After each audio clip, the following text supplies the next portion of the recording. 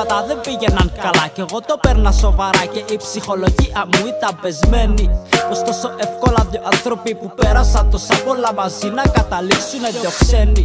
Κι είναι η ανάσα μου κομμένη, παντού τριγύρω ζει εγωισμός, εμπιστοσύνη σε κανένα. Στην κοινωνία που με ρίξανε πιο εύκολα βρίσκεις χασίσει παραθυλικό που είναι παρθένα.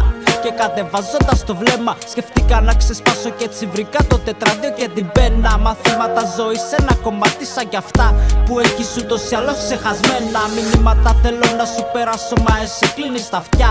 Το μάθες και το κάνεις πια συχνά. Γι' αυτό είναι που δεν πάμε μπροστά. Κυνηγάμε τα ανούσια και εκείνα που δεν είναι εφικτά. Οποιοςδήποτε μπορεί να σου στήσει ενέτρα.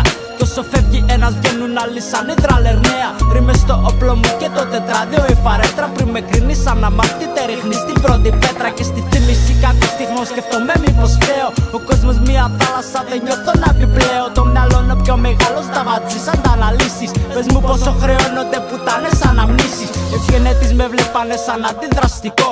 Εγώ απλά αυτά που λέω μα κατανοώ. Και δεν ξεχνώ το να τονίσω πως ό,τι και να συμβεί θα έχω υποκρίτες ως το παράδειγμα για αποφυγή. Η ζωή σε ρίχνει κάτω για να δει αν θα τα αντέξεις. Δική σου επιλογή αν θα επιμείνεις ή θα τρέξεις. Θυμήσου ότι οι κανόνες είναι για να σπάνε. Μα ποτέ να μην πληγώσεις τα άτομα που σ' αγαπάνε.